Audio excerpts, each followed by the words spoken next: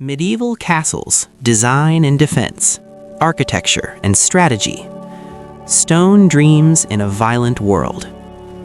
It is very late, the kind of late where the world feels thinner somehow. Outside, the wind is doing that thing where it sounds like it's trying to remember something important and failing. Somewhere far away, a dog barks. Somewhere closer, maybe only in your imagination, there is the slow creak of wood and iron settling into the cold. Now imagine a castle. Not the cheerful, storybook kind, not the kind with fireworks and souvenir mugs. This one is darker, heavier, older. Its walls sweat with centuries of rain. Torches hiss and spit in iron brackets. Stone steps dip slightly in the middle, worn down by generations of boots, armor, panic, and routine boredom. This place was not built to be beautiful. It was built because the world was dangerous and nobody trusted anyone, especially not the neighbors. Welcome to medieval Europe, a continent where power was measured in land, loyalty was optional, and defense was not a luxury but a lifestyle choice. This is the story of medieval castles, how they were designed, how they defended, and why so much human effort was spent stacking rocks into shapes that quietly screamed, "Please don't attack us tonight." And yes, they absolutely did get attacked tonight. A world that needed walls. After the fall of the Western Roman Empire, Europe didn't suddenly become a dark void where everyone forgot how roads worked. That's a myth we tell ourselves because it's tidy. What actually happened was messier. Authority fragmented, power localized, violence became personal. If Rome had been about centralized control, law radiating outward like light from a lamp, medieval Europe was more like a campfire in the woods, small circles of warmth surrounded by very real darkness. Step too far outside your lord's protection, and you might lose a sheep, or a hand, or your entire village. Details varied. In this world, castles made sense. They weren't symbols first, they were solutions. Solutions to raids, feeds, rebellions, rival claimants, angry peasants, angry nobles, angry kings, and the occasional foreign army that wandered in uninvited, as armies tend to do. A castle said one thing very clearly: someone important lives here, and they are prepared. Prepared with stone, prepared with height, prepared with murder holes, arrow slits, boiling liquids, and architectural pessimism, because optimism did not survive long in the Middle Ages. The first castles: wood, earth, and urgency. The earliest medieval castles weren't the towering stone giants you're imagining. They were fast, temporary, nervous. Motte and Bailey castles appeared across Europe in the 9th and 10th centuries like defensive mushrooms after rain. A raised earthen mound, the motte, with a wooden tower on top. Below it, a fenced courtyard where people, animals, and supplies huddled together and hoped tonight wasn't the night. Wood was cheap. Earth was cheaper. Speed mattered more than permanence. Because when Viking longships appeared on the horizon, nobody said, "Let's take 10 years and quarry limestone." They said, "Pile dirt now." These early castles burned a lot. Wood does that. Attackers figured it out almost immediately. Fire arrows, torches, sometimes just patience. But they worked well enough to change medieval politics forever. Once you could fortify a position quickly, you could hold land. Once you could hold land, you could tax it. And once you could tax it, congratulations, you're nobility now. History is funny like that. Stone replaces wood because fire is a problem. By the 11th century, Europe slowly began upgrading. Wooden towers became stone keeps. Earthworks were faced with masonry. Walls thickened. Gatehouses grew teeth. Stone was expensive. It required quarries, skilled labor, and time, which meant only the wealthy or the ambitious could build them. And oh, were they ambitious. A stone castle wasn't just harder to burn. It was a statement. It said, "I plan to be here for generations. Try me." Keeps rose higher, with walls so thick that staircases vanished inside them like secrets. Narrow windows became arrow slits, wide inside, narrow outside, allowing defenders to shoot while presenting almost no target in return. It's the medieval equivalent of peeking through blinds with a crossbow. The message was clear: attackers would work much harder than defenders. This imbalance was intentional. Medieval warfare was less about decisive battles and more about endurance. Starve them out, wait them out, outlast them. Castles were meant to be patient. Layers of defense, because one wall is never enough. Medieval castle design was obsessed with layers. If one thing failed, something else would still slow you down, and then something else, and then something else again. Outer walls, inner walls, keeps within walls, towers that overlapped firing angles so attackers were always exposed from multiple directions. Ditches that became moats, not always filled with water, despite popular belief. Mud worked just fine. Mud is deeply underrated as a defensive tool. Gatehouses were especially beloved. They were choke points, architectural traps disguised as entrances, drawbridges, portcullises, murder holes above, doors reinforced with iron bands like medieval paranoia made physical. If you made it through the gate, congratulations, you were now in a killing zone. As if that could ever go wrong. Castles as living machines. A castle wasn't just a fort, it was a small, self-contained world. Inside the walls, kitchens always working, because people always need to eat, even during sieges. Wells dug deep into bedrock, because thirst ends resistance faster than swords.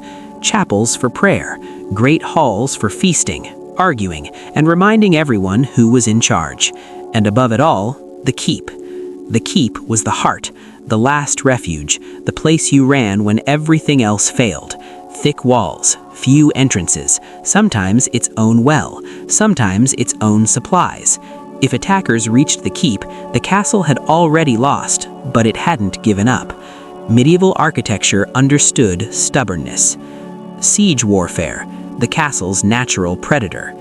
For every castle built, someone else was figuring out how to break it. Sieges were slow, miserable affairs. Disease, hunger, boredom, occasional bursts of violence to remind everyone why they were there. Siege engines, trebuchets, mangonels, hurled stones, carcasses, and insults over walls. Attackers tried undermining walls. Defenders listened for digging, countermined, collapsed tunnels, flooded shafts. Sometimes they just waited. Time was the real weapon. Castles weren't meant to be invincible. They were meant to buy time. Time for allies to arrive. Time for negotiations. Time for attackers to get tired, broke, or dead. And sometimes, time ran out anyway. Psychology in stone. Castles also fought wars without lifting a weapon. Their height dominated landscapes. Their walls blocked roads. Their silhouettes reminded everyone who controlled the land. A castle seen on a hill could prevent rebellion without firing a single arrow.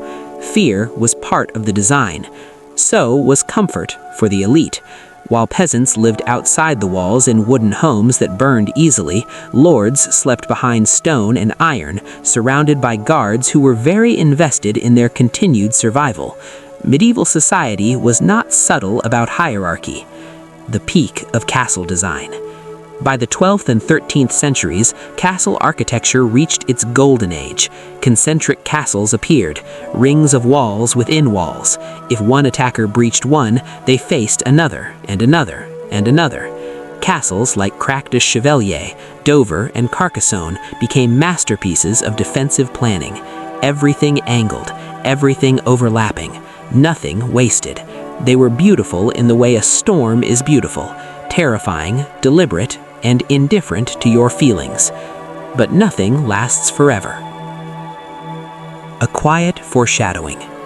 Somewhere in this story, just barely audible over the clank of armor and the scrape of stone, there is a new sound approaching.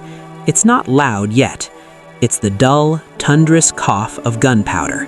And castles, those proud stone giants, are about to discover that their age of dominance has an expiration date. But for now, the torches still burn, the walls still stand, and somewhere on a battlement, a guard shifts his weight, peers into the darkness, and waits. Because that's what castles were built to do. The long wait, siege, survival, and the slow art of not dying. If castles were built for one thing above all else, it was waiting. Waiting while armies gathered beyond the tree line, waiting while supplies dwindled, waiting while morale quietly leaked out of people like air from a cracked barrel. The popular imagination likes battles, clashing swords, heroic charges, banners snapping in the wind. Medieval warfare, however, was mostly about sitting very still for very long periods of time, hoping someone else blinked first. And castles were the champions of this particular, deeply uncomfortable sport. The siege begins, and everyone regrets it. A siege rarely started with drama, no thunderous declaration, no cinematic music cue. Usually, it began with dust on the horizon. Scouts would return breathless, pointing. Somewhere out there, men were coming, not rushing, marching, confident, carrying tents, carts, livestock, siege equipment, the unmistakable signs that they planned to stay. Inside the castle, bells rang, gates slammed shut, drawbridges rose with a groan that sounded suspiciously like resignation. Because everyone knew what came next, weeks, months, sometimes years. This was not an event, it was a condition. Life inside the walls. Once the gates closed, the castle transformed. What had been a symbol of authority became a pressure cooker of humanity. People crowded into spaces never meant for comfort. Soldiers, servants, nobles, priests, refugees from nearby villages who'd fled inside at the last moment, bringing little more than fear and a goat or two. Space vanished quickly. Food was counted, water was guarded. Suddenly, every loaf of bread had political importance. Every barrel of ale became a strategic asset. Arguments broke out over portions, over priorities, over whose fault this all was, which helpfully was always someone else's. Castles were designed for defense, not harmony. And the smells, well, history tends to skip those. But imagine hundreds of people, animals, waste, smoke, and fear trapped together behind stone walls. Hygiene was a suggestion, not a practice, as if that could ever go wrong. The science of not starving. Siege survival depended on preparation. Good castles had deep cellars filled with grain, salted meat, dried peas, cheese hard enough to be used as building material. Bad castles had optimism and prayer. Guess which ones lasted longer? Salt was life. Without it, meat rotted quickly. Wells were equally vital. Castles without internal water sources were a ticking clock. Attackers knew this. They didn't need to break walls if thirst could do the job for them. Some castles dug wells hundreds of feet deep through solid rock. Others built rainwater cisterns. All of them worried constantly that the water might run out, become poisoned, or, worse, become contested. Because nothing destroys morale faster than realizing the well is almost empty. Psychological warfare, because violence is expensive. Attackers didn't just sit around waiting either. They had their own methods. They built siege camps that slowly became temporary cities, complete with markets, blacksmiths, and brothels, because human nature does not pause for war. They demonstrated confidence, routine, normalcy, and sometimes they put on shows. Captured defenders might be paraded within view of the walls, threats shouted, negotiations offered then withdrawn, carcasses of animals or people flung over walls to spread disease. It was brutal, deliberate, and very effective. Defenders responded in kind. Insults shouted back, displays of strength, occasionally tossing severed heads back over the walls just to keep things conversational. Medieval diplomacy was expressive.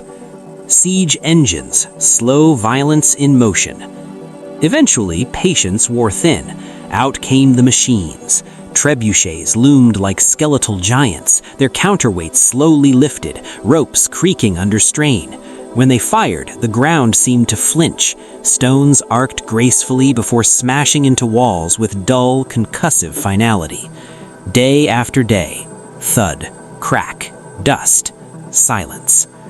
Castles were built to absorb this punishment. Sloped walls deflected impacts, thick stone resisted fractures, towers were rounded to avoid weak points.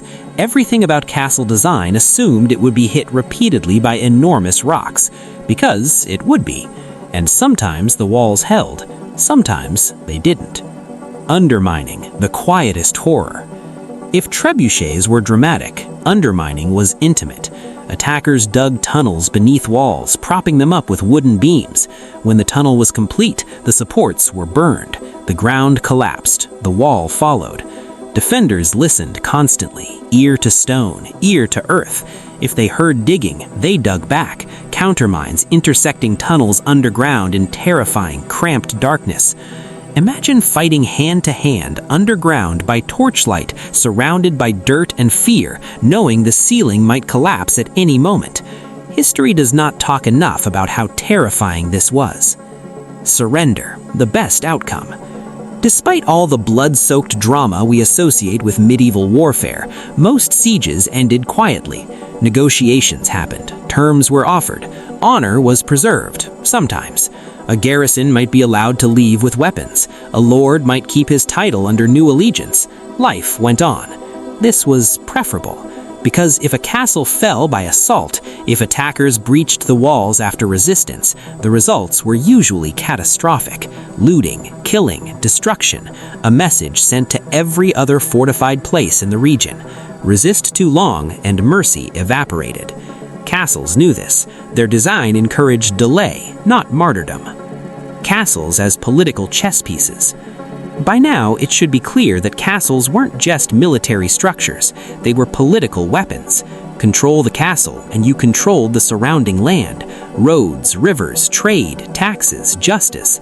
Power flowed outward from stone walls like ripples in water. Kings understood this deeply. So did rebellious nobles. So did invading armies.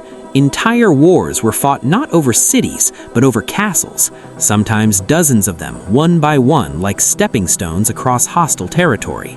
And every time a castle changed hands, its walls remembered. We usually don't. The human cost. For all their grandeur, castles were built on human labor. Quarrymen breaking stone, masons shaping it, carpenters raising scaffolds, thousands of unnamed workers whose lives disappeared into the walls.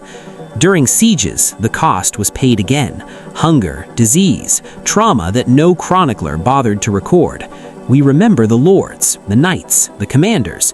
We forget the children born inside besieged walls who never saw the outside world until it burned. Stone remembers. We usually don't. A world slowly changing. As the centuries passed, siegecraft improved, engineers learned, attackers adapted, defenders responded. But something subtle was happening. Castles were becoming more complex, more expensive, more specialized.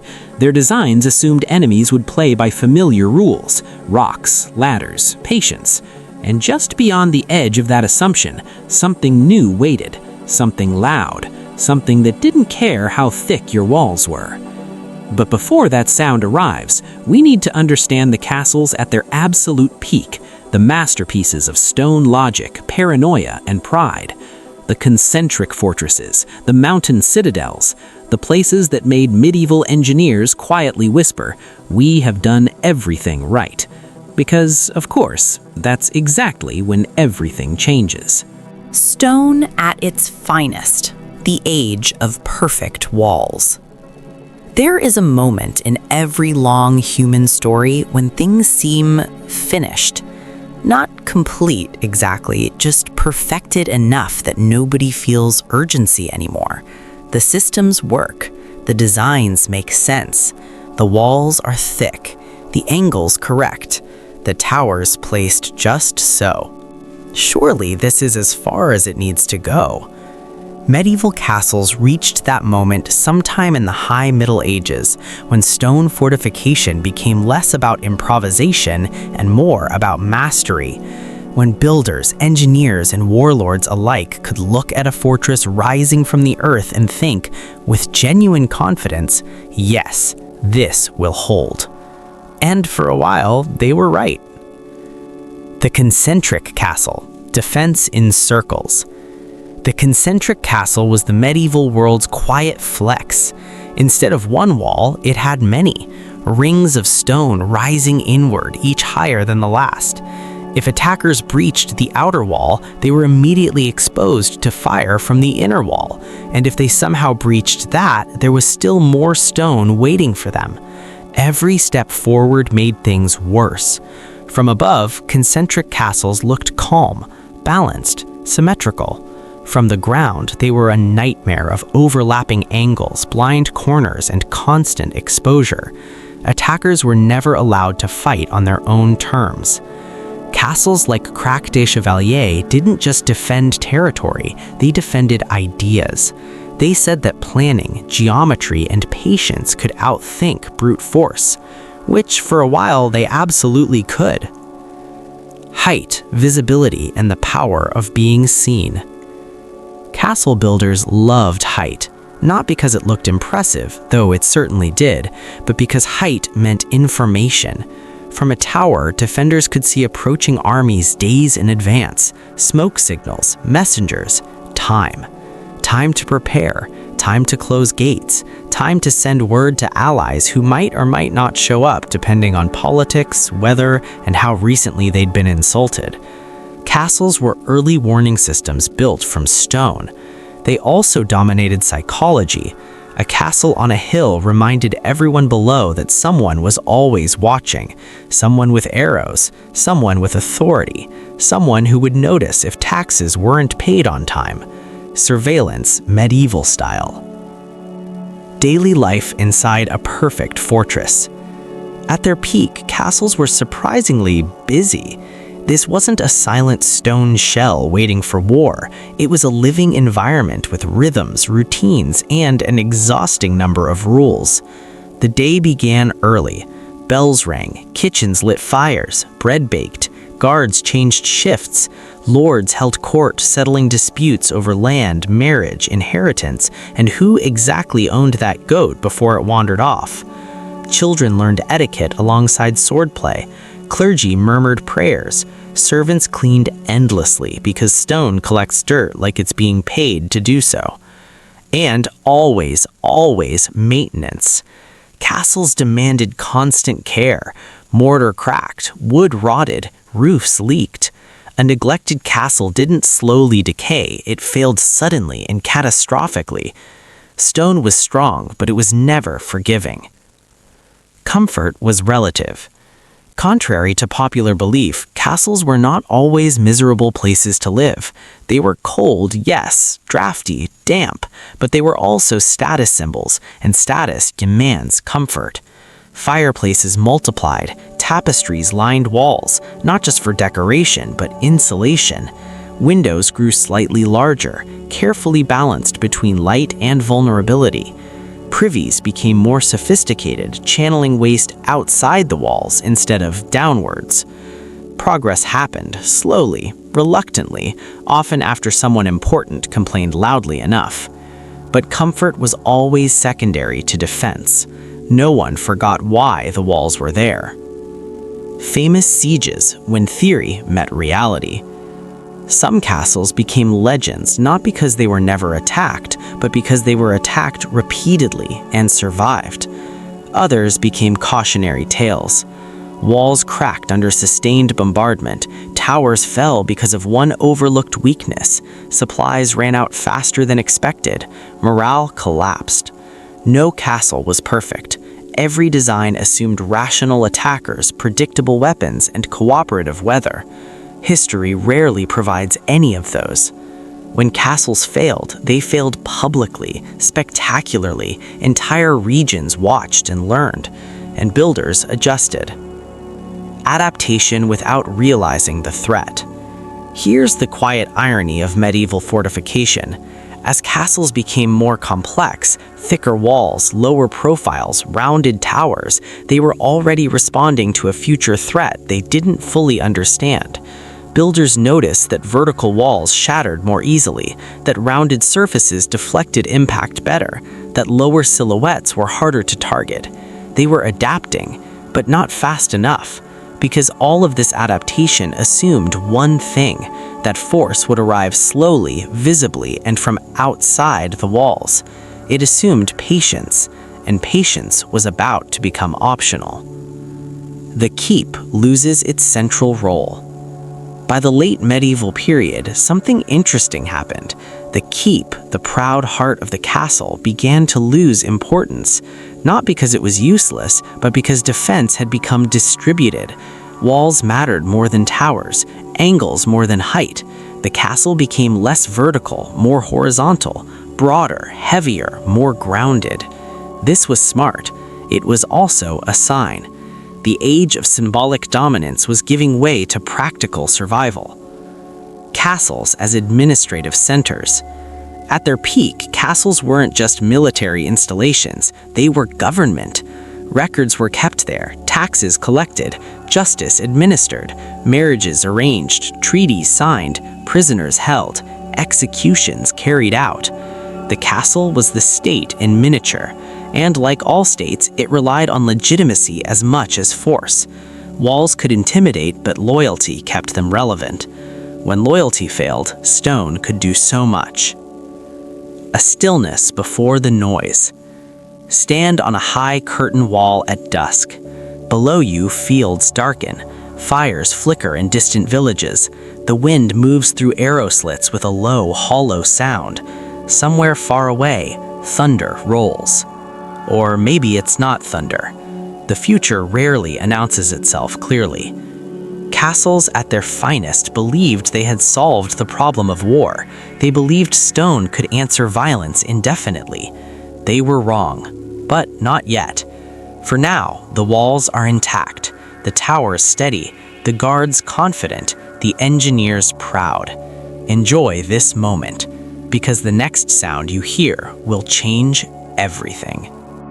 When stone learned to bleed, gunpowder, and the end of certainty. At first, the sound was unfamiliar enough to be dismissed.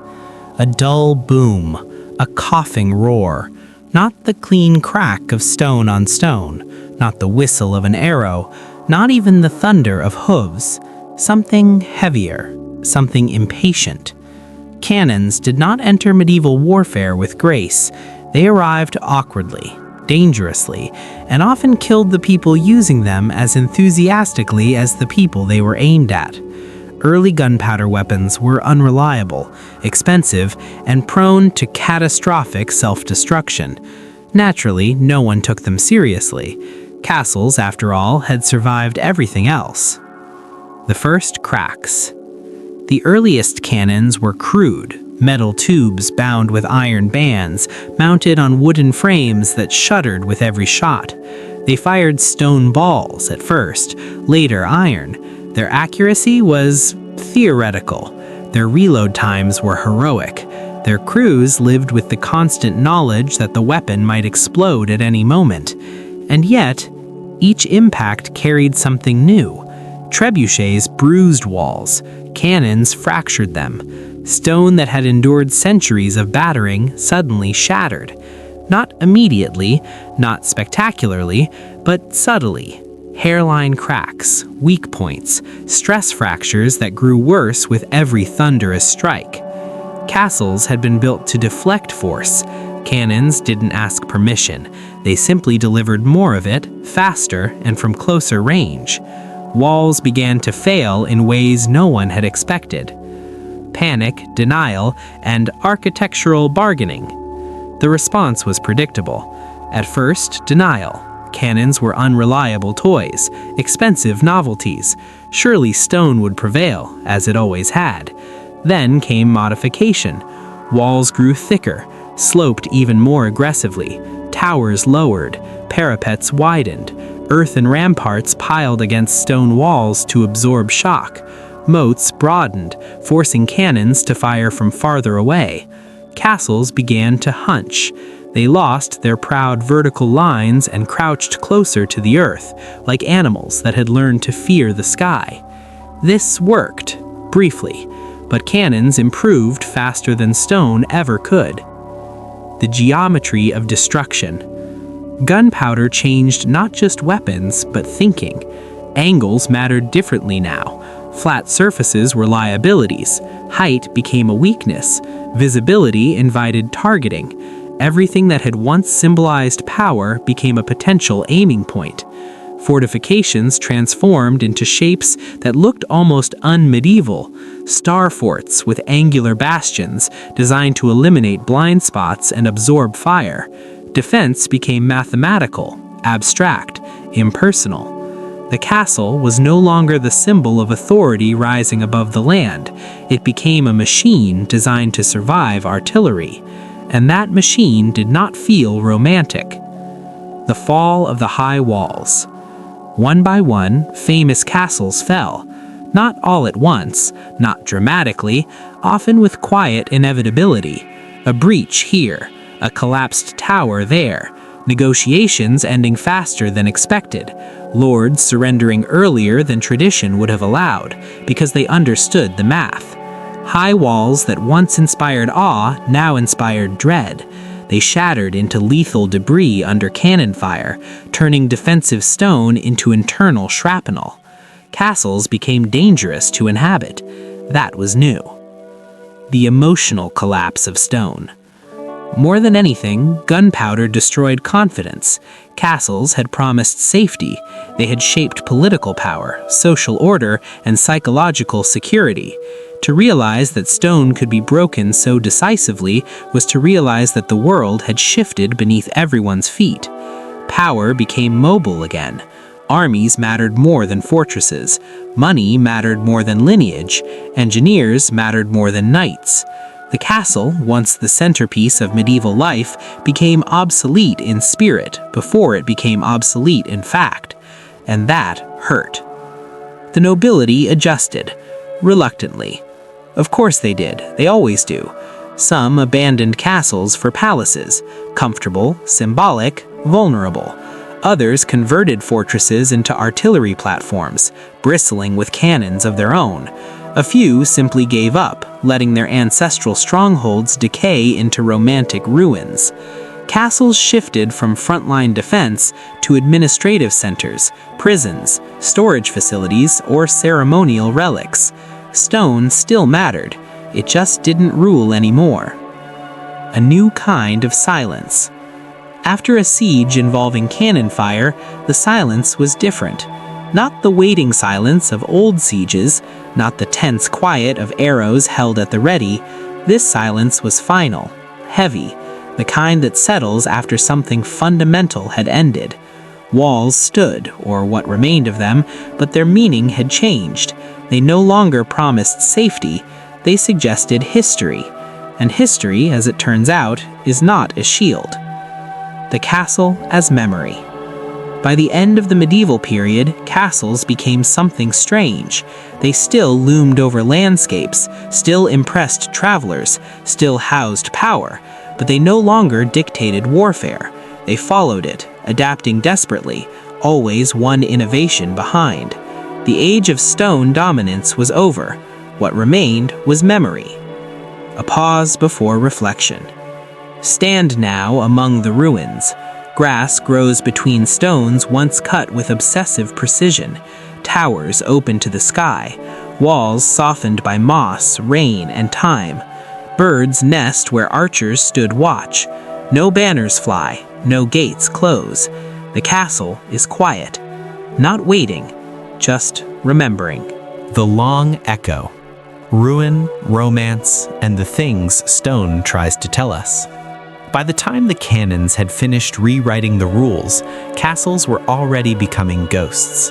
Not abandoned overnight, not dramatically cast aside, just slowly ignored, like an old habit that no longer works but still lingers out of familiarity. People lived in them, worked in them, passed them on to heirs who had never seen them tested in war. The walls remained, the certainty did not. And in that quiet gap between usefulness and memory, castles began their final transformation. From weapons to relics. Once castles stopped being decisive military tools, they became something else. Administrative centers, courthouses, prisons, granaries, sometimes just very expensive storage sheds with towers. Some were modernized, fitted with artillery platforms, reshaped into angular fortresses that looked nothing like their medieval ancestors. Others were softened, windows widened, halls decorated, defensive features filled in or ignored. Comfort returned, paranoia receded.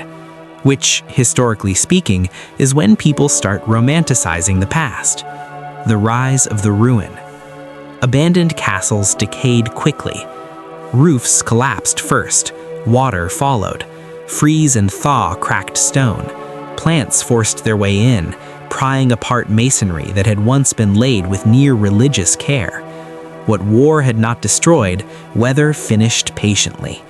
By the early modern period, Europe was dotted with ruins, massive, silent, half-fallen reminders of a time when fear was built into the landscape, and people loved them. Poets wrote about them, painters framed them against sunsets, travelers stood among fallen walls and felt something they couldn't quite name. Nostalgia, perhaps, or relief. Why we still love castles? Here's the strange thing. Castles were instruments of control. They enforced hierarchy. They concentrated power. They protected elites and excluded everyone else. They presided over famine, war, and injustice with the same stone indifference they showed to weather. And yet, we adore them. We build them in movies, in games, in stories. We imagine ourselves inside them, not as besieged peasants or exhausted defenders, but as masters of the walls, gazing out over land that feels, for once, secure. Castles promise something deeply human, safety with a view, even if that promise was always conditional. Stone as psychology. Castles worked not just because of their walls, but because of what those walls meant. They externalized fear. Instead of carrying anxiety internally, medieval society stacked it into stone, built it up, organized it, put crenellations on it, and called it order. Every arrow slit, every gatehouse, every tower was an admission. The world is dangerous, and we are not prepared to trust it. That feeling never left us. We just changed the materials. From castles to bunkers. Modern fortifications look very different, but the logic is familiar. Concrete, steel, underground shelters, missile silos, cider walls, firewalls, passwords. We no longer build castles on hills, but we still design spaces meant to delay, deter, and protect. We still believe that with enough planning, enough layers, enough preparation, we can make ourselves safe. Castles weren't medieval anomalies. They were prototypes. The people the walls forgot. For all their grandeur, castles remember certain lives. They remember kings and sieges, architects and battles, but they forget the ordinary days, the boredom, the fear, the servants who never left the walls, the children who learned to walk on cold stone floors, the guards who stared into darkness night after night and saw nothing, until one night they did. Castles were lived in far more often than they were fought over, and most of that life was quiet. History rarely is. Walking among stones. If you've ever stood inside a ruined castle at dusk, you know the feeling. Sound behaves strangely. Wind moves where roofs once were. Steps echo without direction. You can't quite tell where the boundaries are anymore. Inside and outside blur. That's when castles speak most clearly. Not about war, about time. What castles ultimately teach us. Castles were humanity's attempt to freeze uncertainty, to take fear, conflict, ambition, and mortality and solve them with geometry and stone. For a while, it worked. For centuries, it worked well enough to shape continents. But nothing built to resist change survives change forever. Castles fell, not because they were weak, but because the world moved on. And so will everything we build to feel safe today. A final night on the wall. Imagine, one last time, standing on a battlement. The torches are low. The land below is quiet. No armies, no banners, just fields and stars, and the slow breath of night. The stone beneath your hands is cold, but steady. It has held so much. Fear, hope, power, waiting. And now it holds silence. The castle does not ask to be remembered as strong or clever or beautiful. It asks only that we understand why it was built, not to conquer the world, but to endure it.